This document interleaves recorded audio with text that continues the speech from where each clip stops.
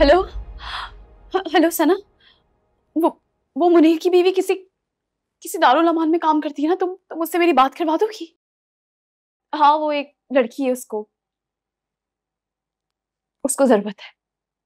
Please थोड़ा जल्दी बताना। मैं वेट कर रही हूँ। मैं आज रात ये घर छोड़ दूंगी। इस बार नरगिस आंटी को बिल्कुल परेशान नहीं करूंगी, खुद ही सारा बंदोबस्त करूंगी।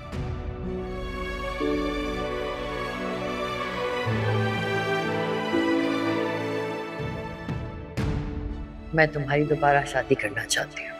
देखो बेटा, अगर तुम मुझे अब भी अपना समझती हो, बड़ा समझती हो, तो ये हक मुझे दे दो। मैं मानती हूँ कि माजी में मुझसे गलती हुई है, लेकिन अब नहीं होगी। मैंने बहुत अच्छा लड़का देखा है तुम्हारे लिए, अच्छे लोग। मैं तुम्हें खुश देखना चाहती हूँ बेटा। तेजी से वक्त गुजर रहा है, सुबह हो गई तो मैं कुछ भी नहीं कर पाऊंगी। घर छोड़कर जाना इतना आसान भी नहीं है। नहीं, मैं इस तरह छुपकर घर से नहीं जा सकती, और ना पुप्पो को रोक सकती हूँ। पुप्पो के सामने आज तक मेरी चली है जो अब चलेगी।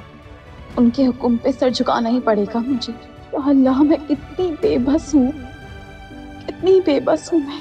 अब सिर्फ तू ही है जो मेरी मदद कर सकता है, मेरे रब। ये देखो कैसा है। बहुत खूबसूरत है, लेकिन ये है किसके लिए? मनाहिल के लिए। ये मैंने बहुत पहले बनवा लिया था, ये सोच के कि जब मेरी बहू घर आएगी तो उसे मुंह दिखाई मैं दूंगी।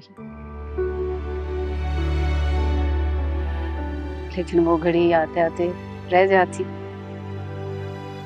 अच्छा ना माँ, दिल छोटा क्यों करती है?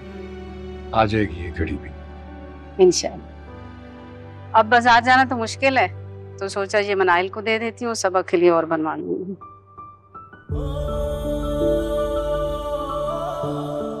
आपने और मैंने तो पहली नजर में ही मनाइल को पसंद कर लिया था।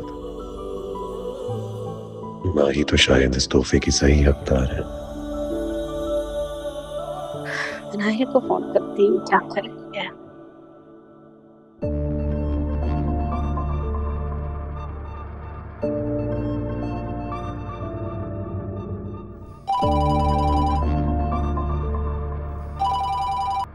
हेलो। कैसी है मेरी बेटी? नरगिस आंटी, सो तो नहीं रही थी? मैं और वली तुम्हारी बातें कर रहे थे तो अचानक मुझे ऐसे लगा जैसे मेरी बेटी मुझे याद कर रही है।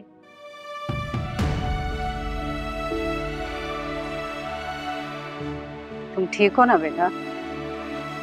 खुश तो हो?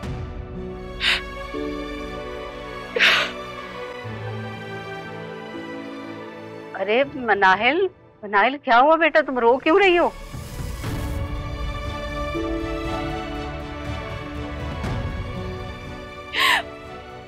आंटी,